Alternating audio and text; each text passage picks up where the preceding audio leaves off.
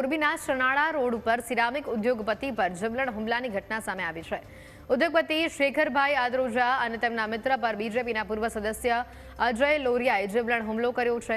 ઉછીના લીધેલા 25 લાખ અજય લોરિયાએ પરત માંગતા ઉશ્કેરાયેલા અજય લોરિયાએ લોખંડના ધોકા વડે હુમલો કર્યો। આ હુમલામાં જયેશભાઈને માથાના ભાગે 12 થી વધુ ટાંકા આવ્યા અને શેખરભાઈના બંને હાથમાં ફ્રેક્ચર થયું।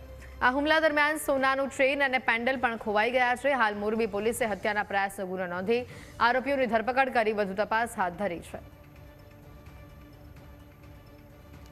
એટલે મને કે આવો એટલે હું મારો મિત્ર જયેશ પાટેલિયા ઉર્ફે મુનમ સાથે હતા એટલે મેં કીધું હાલને આપણે જતા આવી એટલે અમે તો ફોર્મલ ગયા હતા એઝ એ રૂટીન કે ભાઈ એટલે જેવી અમે અંદર ગાડી પાર્ક કરી એટલે પોતે એક બહુ મોટું લાકડીમાં ખીલી ફિટ કરેલું હથિયાર લઈ અને છુપાયેલો હતો ટ્રક કે ઓલા બોક્સની પાછળ। એટલે હું તો નોર્મલ ઓફિસ જે હતી એ બાજુ ચાલીને જતો હતો અને અચાનક જ દોડીને એટલી ક્રૂરતાથી હુમલો કર્યો કે જાણી આમ કેમ મારી જ નાખવાના હોય, મર્ડર કરવું હોય એટલા લેવલે।